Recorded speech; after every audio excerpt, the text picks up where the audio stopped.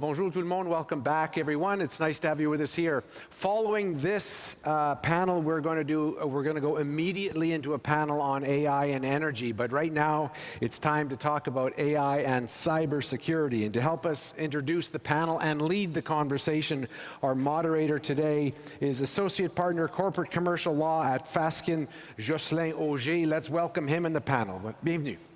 Wow. Ooh. That's some bright light. Yeah. Those are bright lights. Holy. Thank you very much.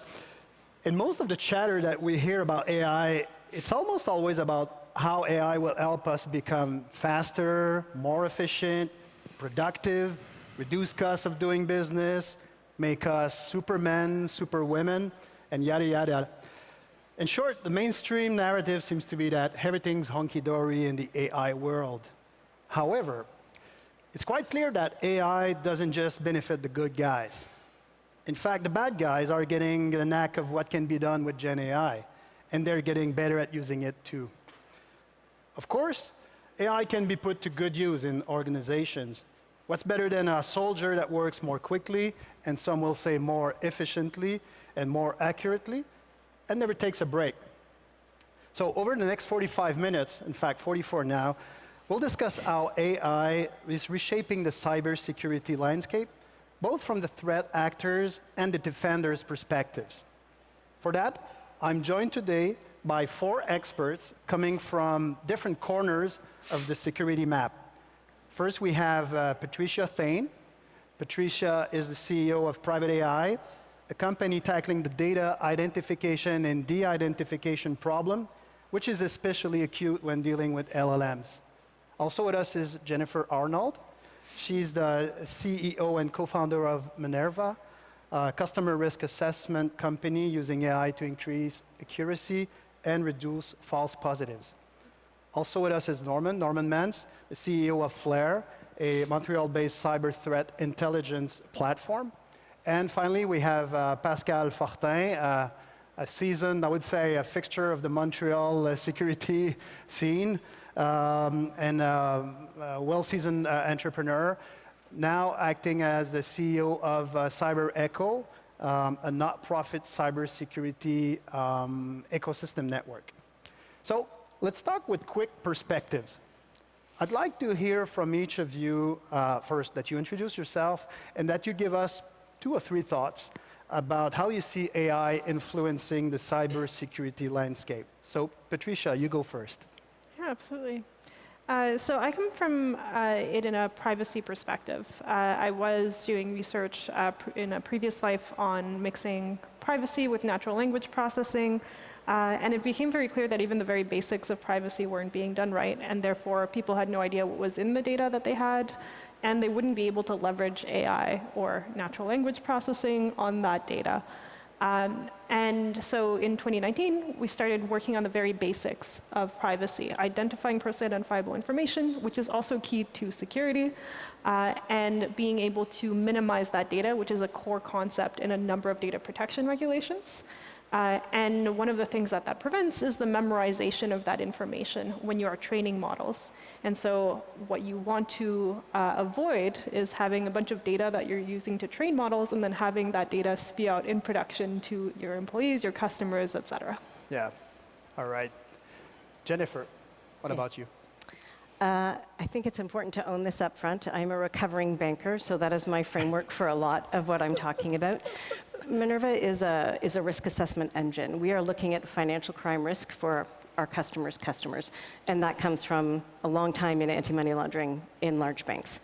I think if you think about money laundering, terrorist financing, cyber, if you think about those acts as foreign incursion onto our soil, we have quite a bit in common. And the issue around accuracy and speed is huge. For those of you who don't know, money laundering moves at an absolute glacial pace and is always behind its organization in terms of identifying and managing its risk. So being able to move into more of a real-time model, like we see with cyber and fraud, would be incredibly helpful. Interesting. Norman, over to you. Thank you. Pleasure to be here. By way of a brief background, I've spent the last 20 years in cybersecurity startups. Most recently, prior to being here at Flare, I was also with another Montreal-based cybersecurity company called Delve Labs, and we're using machine learning to prioritize vulnerabilities at scale. And so I've been a big believer in seeing the benefits of using AI and related technologies to kind of help drive innovation and speed. We're going through this evolution right now over the last few years with the adoption of generative AI, and we're starting to see right now very real-world examples of threat actors kind of turning the tables on us, so to speak, and using them at higher velocity, greater effectiveness, and they're fully embedded at this point. And so we see fully autonomous attacks that are occurring today, and trying to work with organizations to help prevent those. Right. Pascal, last but not least, over to you. I think we've heard a lot of good introductory points, so let me make it a little bit more funny. Always good. Always good. Funny is good. So, cyber criminals, cyber attackers, I mean, they're lazy in general, right? Like, criminals want the most yield for the least amount of work. So, generative AI specifically changes the game because they're able to create beautiful, very convincing phishing websites and emails. Entire campaigns can be automated, and they can work less and make more money, which is fantastic. So, if anyone has any doubt that this is the direction that's going to be taken in the proliferation of cybercrime and the underlying technologies, you have to be convinced, because that is how criminals operate and work. Now, on the defender side, it's less funny, but we've been using AI for a long time, and there are different kinds of AI, and I hope that this is something that's common knowledge in this place. But we talk about a lot, natural processing of language and generative AI as the newer side. So let's talk more about that. That is very interesting and reducing a lot of human roles where speed would be preferable to having a human in the seat. So there are a lot of jobs, let's call them like a level 1 SOC analyst, where you've essentially trained people to operate standard operating procedures. They're just running through decision trees that are relatively simple, and then they have to summarize communications about it.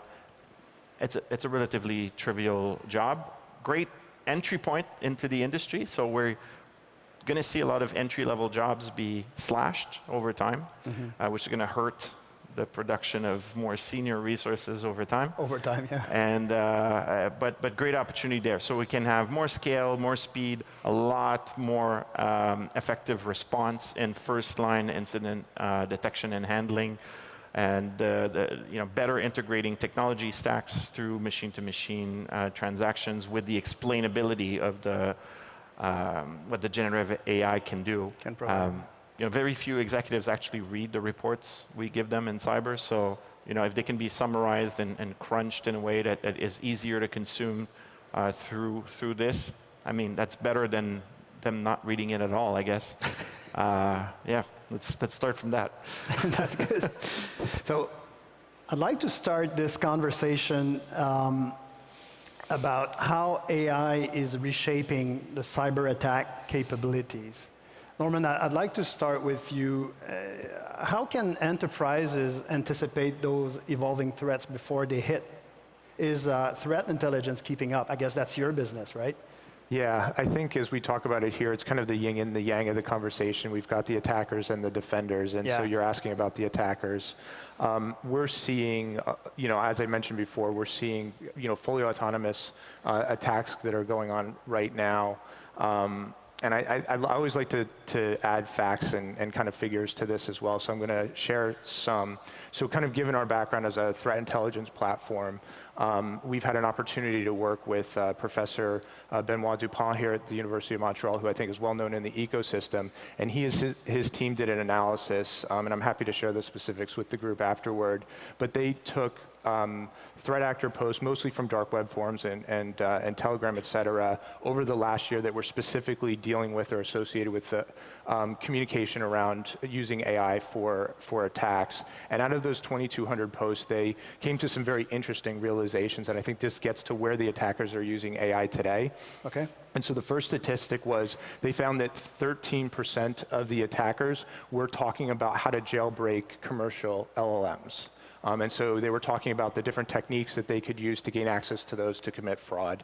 And we found that to be really interesting. A kind of summary of that approach was they found platforms like DeepSeek to be the most compliant in terms of the ones that you could easily manipulate, and then the ones from Anthropic and ChatGPT, for example, to be a little bit more resilient. Okay. And so that was part of that. On the flip side of it, they found about 16% of the conversations were talking about a platform or technology called Fraud GPT, right? So given its name, we know what it's being used for, but it's an opportunity to commercialize, cyber threat activity. And so we see that happening, time and time again. Further to that, if we talk about Anthropic, they just released in August a threat intelligence report.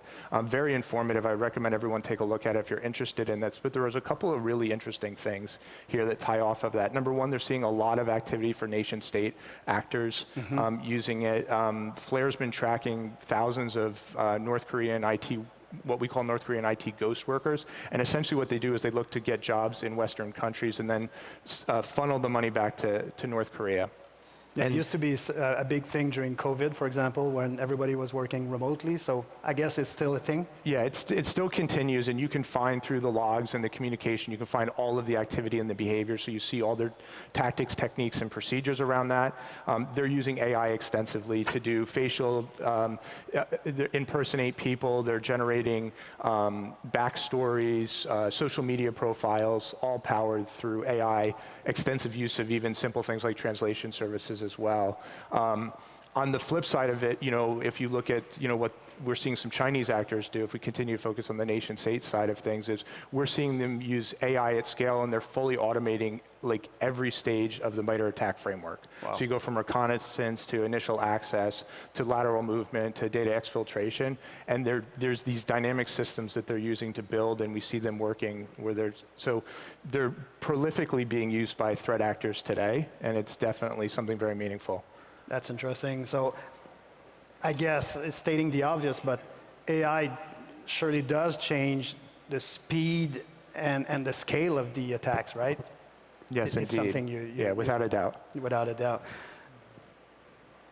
Pascal, I remember when we were preparing for this panel, you coined a term which I really liked, is what you guys at CyberEcho are dealing with is AI for cyber and cyber for AI. I thought this was really telling about this topic. Can you just share a few thoughts on this? Yeah, so we already mentioned a few things about AI for cyber, which is essentially enhancing what we're doing, whether it's a process, a capability, or technology through AI, whether it's the newer stuff or the old stuff, and that's an interesting place. Right now, there are things that are functioning well, that are well designed, well thought out, and there's a lot of people that are maybe moving a little bit too fast in that space. I crossed over 100 companies that are agentic-based, cyber, and that essentially are making custom agents to secure and automate your security operations. And I see a lot of things that are being deployed too fast.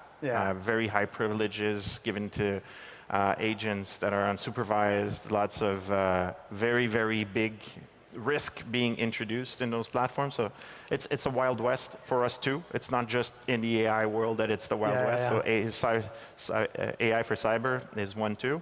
And when we talk about cyber for AI, that's the other part, the flip side of the coin, is how do we make sure that things that are built securely, and that are monitored, and that there's appropriate controls and reporting on controls, and that we're able to keep all this stuff in check. And not a lot of people want to invest in that, because we're going through a revolution right now, and a commercial revolution first and foremost, where there's a gold rush to make a lot of money really, really quickly with those tools. So when the priority is doing it fast, it's hard to have the highest quality, and quality is the biggest factor leading to security. So, or the biggest way to undermine security is a lack of quality. So we see a lot of that, and we have both sides of the coins. We have startups and scale-ups that are developing on securing AI, and we have others that are using AI for advancing cyber.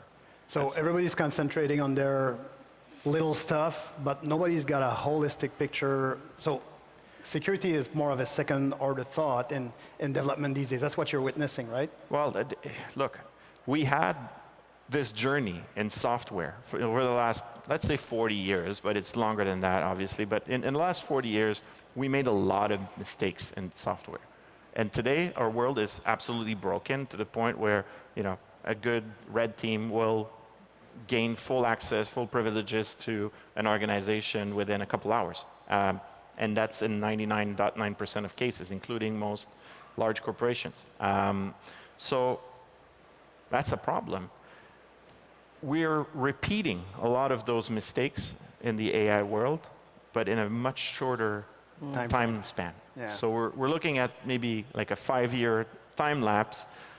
We're seeing people develop things with architectural flaws that you can patch these problems forever as they come up later, but fundamentally, if your security architecture was absent or was broken, you're going to have to, at some point, invest in this technical debt, and you're going to have to fix it. But then once it's in production, in a corporation, then it's a lot harder to go back and rebuild the product.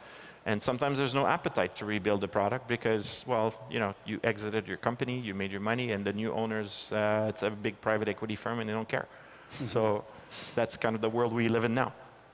Can I inject real quick? Of course. Thank you. Go ahead. So I agree with everything that Pascal said, but the one thing I think we want to clarify is we don't have architectural flaws. We have people using vibe coding, et cetera, and they're developing applications without architecture. It's like, we joked before that that's complementary. Yeah, absolutely. Yeah. No, that's a good point. Good precision. I'd like to shift now to defense capabilities and look at how AI is improving those defense capabilities. Jennifer, I think that's your job. It is my job. Help us understand how can AI improve detection accuracy and reduce false positives, which I guess is your mission. Yeah.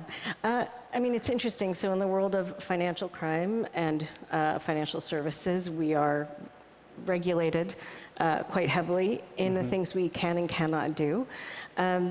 But there's parts of the onboarding and investigation journey for every analyst that is still a fairly manual process.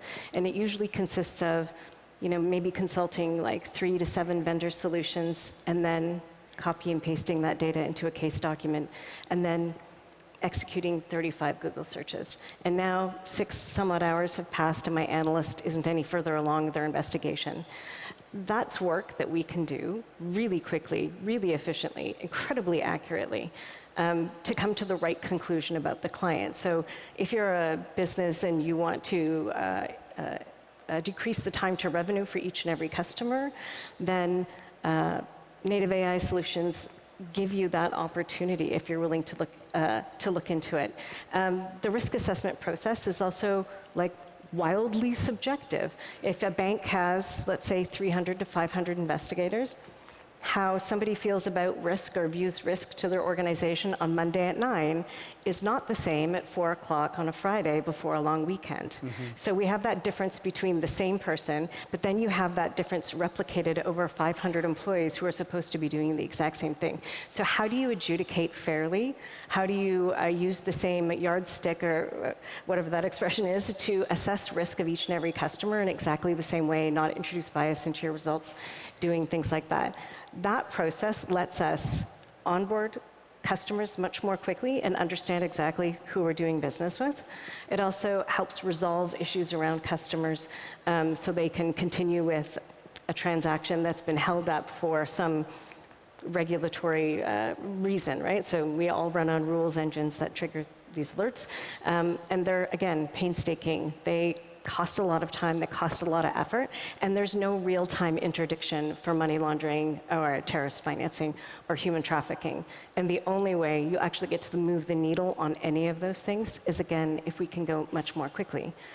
Our regulators, they don't love Gen AI. I guess. Totally fair. That's not a conversation they're willing to have just yet. So the ultimate risk decision still has to sit with the analyst and the investigator. They accept the risk on behalf of their organization. Right.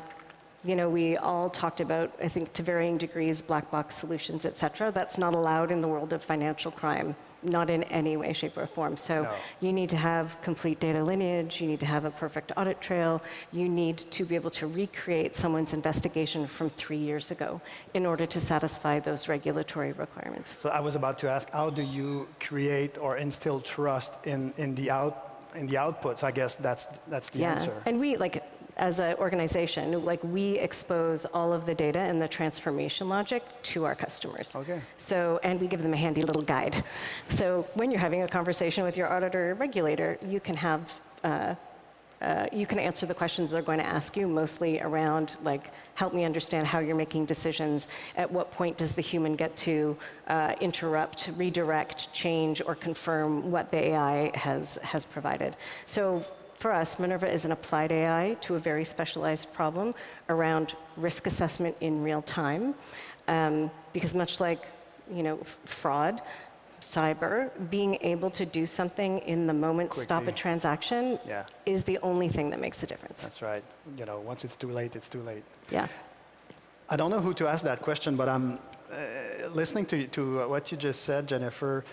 I'm thinking about what's the right balance between automation and human intervention, or is it really a balance between the two, or is it a conjuncture of the two? This is a trick question, and I think you know that. Because the answer is, it is possible to pull, in some instances, pull the human out of the loop and run a QC process, whether it's human-based or automated, to be able to get that comfort around the results. But from a regulatory perspective, that's just not on the table for us right now. Understood. There has to be a human in receipt of the information and the risk assessment and say, yes, I agree with what's been stated here. So we don't have that kind of wiggle room. It's interesting because in my business, it's the same, right? So we can't go cheap on, you know, the process.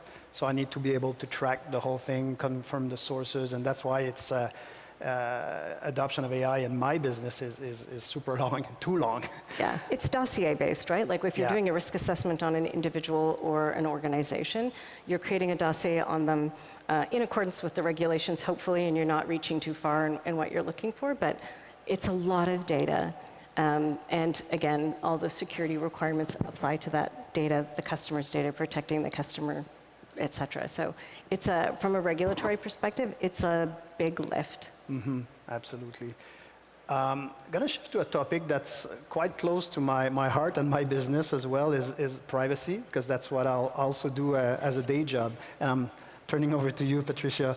I'm saying that because every time we have those conversations with the clients, it's all about use of data, use of personal information with LLMs, with AI tools. And I know for a fact, in fact, in my business, use of personal information in AI system is the key limiting factor to adoption. Because first, personal information use is regulated in most jurisdictions, so you can't do whatever you want with that. That also means that there's a risk associated with using that information in LLMs. It also means that you need to protect the information, so there comes with a lot of strings attached. Secondly, trust in the process and trust in the outcome is a very limiting factor to AI adoption at the enterprise level. So people need to trust that their data will be well protected, it won't be used in any way that can hurt them. I'm having this conversation every day with clients. I would believe that this is also something you deal with on a daily basis. Any views about how to decrease risks and improve trust by using AI, you know, in the enterprise or, in fact, in your business context? Absolutely. So The really cool thing about unstructured data, so 80 to 90% of the data that's out there, which is text, audio, images, documents, and the use of AI to extract value from it, is that unstructured data has a lot of really valuable information that's around the personally identifiable information that you do not need the personally identifiable information for. And when it comes to a situation where you do need the personally identifiable information for it, you don't always necessarily need to train a model for it, right? You can train a more general purpose model for that particular task with fake personal information, and then use CAG or RAG with the appropriate access controls around it in order to be able to limit access to that information for the employees who have the right to see it in the first place. Yeah.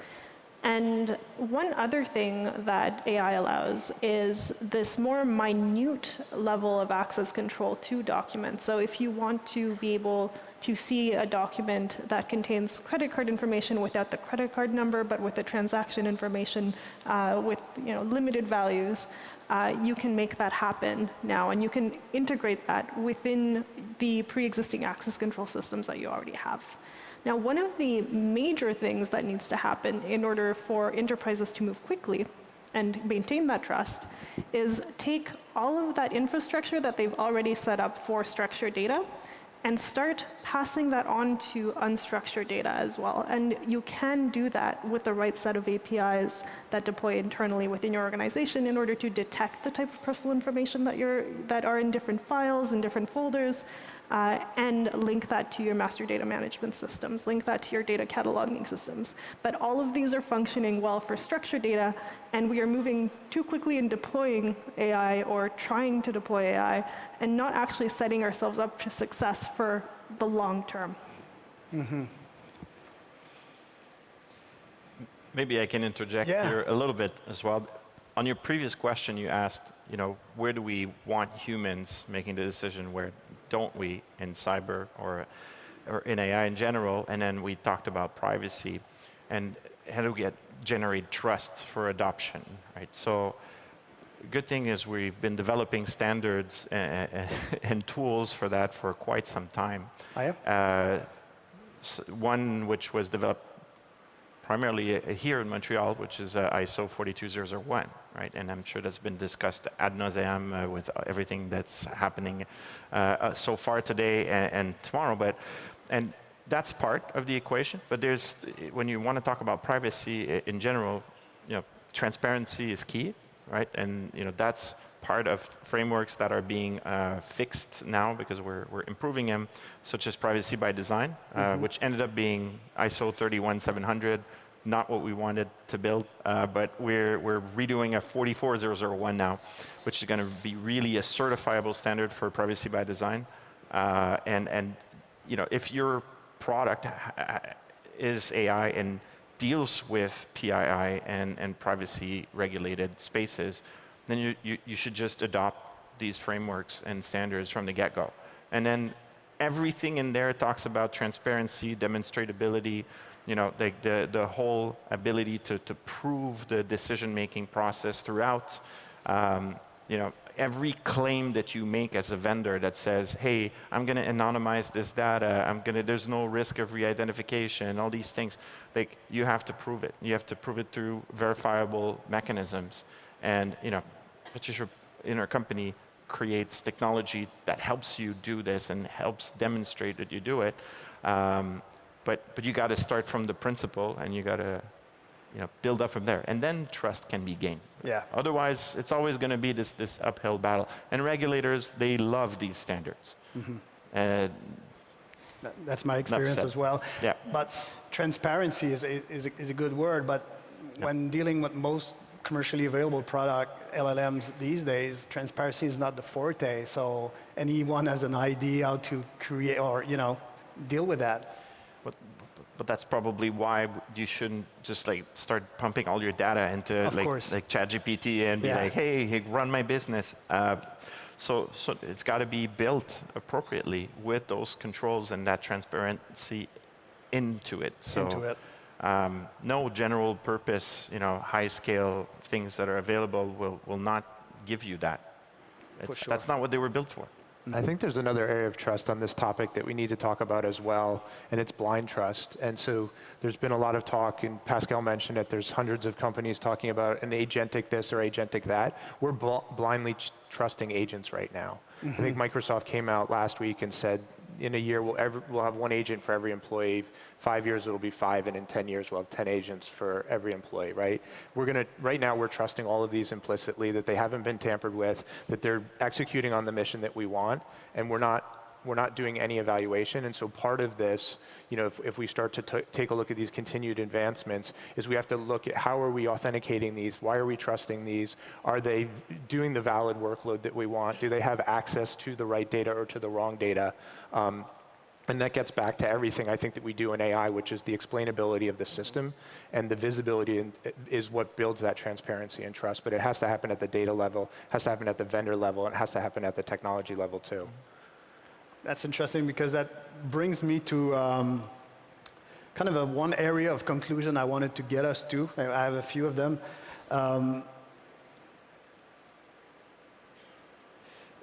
It is often said that the cybersecurity battle is never won. It's an ongoing, it's a permanent one. And in an AI-dominant world, what does resilience look for enterprises? So the first one, what do you think, in fact, dovetailing on what you just said, Norman, would you think regulation would help in that area or not? Because I know a lot of companies often see regulation as a hindrance. But looking at it, right, privacy protection laws, they serve a purpose, right? If there were none, I guess, personally, I would, I'm advising companies dealing with them, but at the same time, I'm a data subject myself, right? So I don't want people to mess up with that data. You want to react to this? Of course regulation will help. I think we always talk about balances. We've talked about it a lot here today. We talk about this is a revolution, not an evolution. And I think with the right intent, with the right knowledge, with the right collaboration between regulators and industry, there's an opportunity for regulation. There's certain things we have to regulate, right? We have to regulate the protection of personal data. Like, that has to happen. I was listening to some of the talks before, and I know there's an intent to do it at a country level or at a sovereign level, but we have to figure out how to deal with this problem at a global level, and we don't see enough regulators coming together to try to solve that problem at that level. And so I think, sure, we can deal with it locally now, but we have to figure out how do we deal with it globally, and then how do we do that at speed? Didn't like that. Is this the dance interlude? All right. We have to get up and dance. We still have 13 minutes on the counter here. That was our dance break. Reclaiming time. Sorry, I've lost my train of thought. That was it, just to kind of restate it. At the global level, that's what you're... And we have to do it. We have to be willing to do it at speed, and so things are going to have to happen in parallel, but we can't spend 2 or 3 years developing regulation, because in 6 months the technology changes. Yeah, just looking at the Canadian example, we spent a few years trying to put together AI legislation, and it's now dead, when the parliament was dissolved. I think, Pascal, you wanted to interject. Yeah, this is Feel free to do. something interesting and dear to my heart, because in technology in general, I want to see as little law as possible, and I want to see the law refer to standards that have been agreed to within industry, academia. Like, when I see a 42001, I'm very happy. And I want the law to point to these things as the bare minimum. And then we need the law to be there to protect citizens, to protect critical infrastructure, to make certain calls about, there's an ethical decision here, and as a society, this is where we've drawn the line, so that's the law. That makes sense. And those things will stand the test of time in general. I don't want some Second Circuit judge making a decision that then creates this loophole in the law that will advantage a certain party. It will completely destroy the intent that we had with those standards, for example. And that's what happens when, and this is your field, right? So, and technology, that doesn't work well. It doesn't evolve well with time. And privacy, yeah, we see good things. We also see the negatives of, let's say, a little bit of over legislation, right? We've gone a little bit too far. There's certain things, there's certain things that aren't clear in the law, like you shall apply cutting edge technology to this. What the heck does that mean, right? What's cutting edge to me and to you, it could be very different. So if you're gonna leave something loosey-goosey like that, you might as well refer to standards and evolving standards, right? And I've seen places in Quebec law, for example, where the term expert is referred to. I don't want to see that in the law. Like, what is a privacy expert, right? Me? Yeah, well, I could agree or not. or not, and then that's the whole problem. So when we have standards and accredited standards, when you have regulators such as like financial authorities that they will create things for their organizations under their control. I like this, and I also like it when they standardize and look at the broader standards and say, you know what, are we that special? Because usually they aren't. And then they can adopt something that's broader, and then it's easier for industry. As we want innovation to happen, fast. And we don't want regulation to be an unnecessary friction point. We want the security that comes from regulation. Yeah. Right? I love security, that's what I do. It's always the conundrum between innovation and safety/security. Is it does it have to oppose each other, or can it be? No, it works together. Like when you adopt standards, it's often presented like that, right? If we regulate, then goodbye innovation. That's often how it's presented. If we legislate, right, then we can say goodbye to innovation. Yeah. We can regulate without legislating, right? Sorry for the And you also has something to say, Patricia? I see you want to... Go ahead. I have so much to say on this. A few things, yes. Legislation does lead to a lot of checkbox compliance, and it does seem to be, well, it's very culturally dependent. In some cases, like the GDPR, for example, it seems to be legislation that is, or regulation that's there to get a big hammer to the ones who are doing some really egregious acts, but does have a lot of very, very vague statements. So what is data anonymization under the GDPR? Who knows? Super tough. But I do disagree on regulation being against innovation. In a few ways. It can actually lead to a lot more innovation if it is correctly placed. But I love the standards in particular because it's really the customers who are driving the adoption of those standards, right? They are demanding, these are the security needs that we have. They're very flexible, they are scientific, and they can be slightly more independent of the cultural reflection that are in the regulations. Absolutely. Can I jump in? Of course. So, I mean, I don't know if I should say this thing out loud, but I'm going to say this thing out loud. So there are two things, and at least from where I'm sitting and what I get to see is I see privacy, consumer protection, and money laundering legislation smashing into each other. And now we're having these super bizarre conversations in quiet little rooms about what takes precedence over what. The answer is money laundering. Again, my point of view. So how do we rationalize that? How do we make sense of that? We have these new commitments coming in around record keeping and reporting that are frankly like sublimely idiotic, right? And yeah, that's incredibly frustrating to see things like happening when it is totally preventable. And how is it preventable? I don't know about you, but when I read drafts of potential legislation, regulation, I am always struck by, when I read it, I think, was there nobody at the table who actually works in this space that understands the technology that touched this document? Yeah, that's the part that's really, really frustrating, is okay, don't come for me, but like the lack of real expertise in the formation of those drafts around what will work, what is practical, and like what is the best practice or standard we're shooting for. That's not evident in those documents. No, absolutely not. time is running out, so I want to leave us some time to wrap up with a question maybe for each of you, if you want to answer that one. What excites you the most or worries you the most about the AI/cybersecurity future? An open-ended question. If you have an answer or some thoughts, feel free to share. I'd love to take part of this, and I'm going to come back to the cybersecurity aspect of it.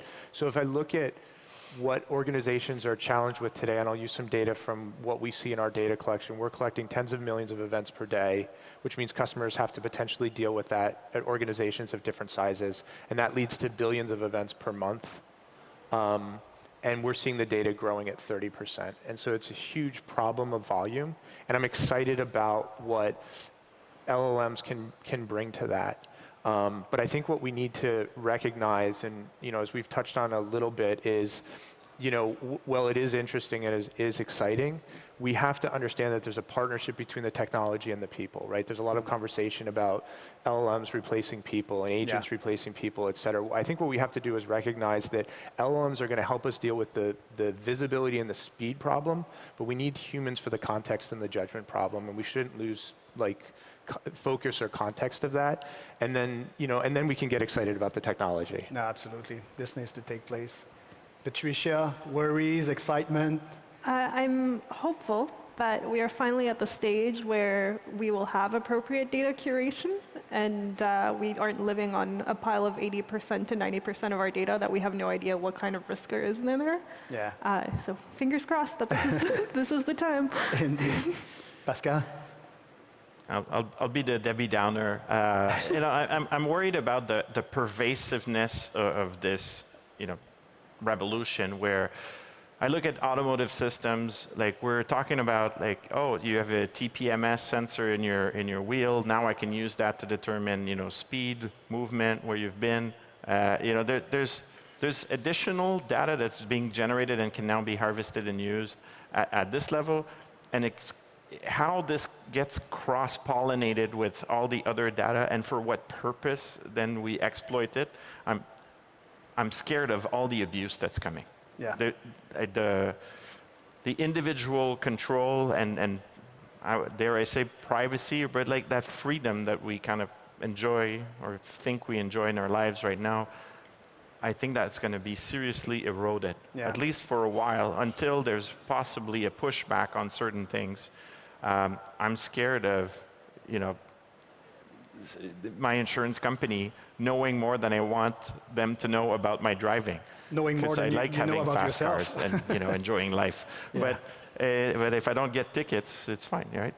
But anyway, no, that's I hope no one's recording this. But the excitement and a little bit of excitement still. Yeah, of course, because look, in the human cyber side, the cyber physical side, meaning when you're looking at large industrial setups with thousands or hundreds of thousands of little sensors and switches and relays and everything, you can explore these problems at scale and bring rapid decision making. I was talking about a project that we're in where we're looking at old controllers, doing digital twins of them, and then quickly through AI-powered technology, orchestrating capabilities of very, very old industrial infrastructure. That's really cool.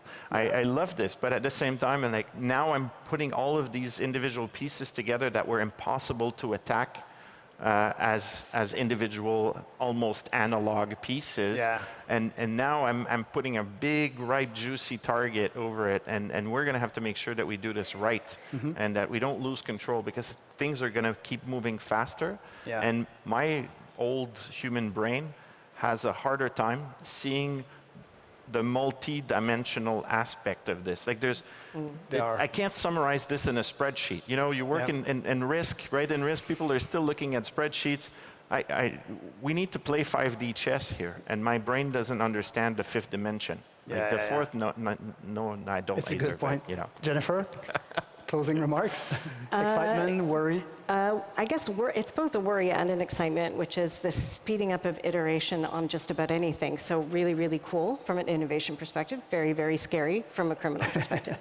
One of the things that I'm excited about, and this is being able to move in real time around some of the data that we intercept. We work with a human trafficking organization. Last year at the Toronto International Film Festival, we were able to bring into safe harbor 2 girls who were being trafficked, one from the States and one who'd been brought in from Winnipeg to work at the festival. We've never really been able to do that because we've never been able to find somebody in real time, attach their phone, like actually be able to just zoom in on the right massage parlor, the right day, the right girl, and get them out. So that's pretty cool. That's exciting. Jennifer, Norman, Patricia, Pascal, thank you very much for your time this afternoon. Thank you. Thank you. It was a very enlightening conversation. Thank you all. Merci beaucoup. Merci. What a great chat. Interesting conversation. Pascal, I am here to talk about your driving record, but we'll get to that a little later. We're going to take a short break back at 3:30 for AI and the future of energy. Enjoy your break. We'll be back soon. Thanks all. Nice work, Pascal.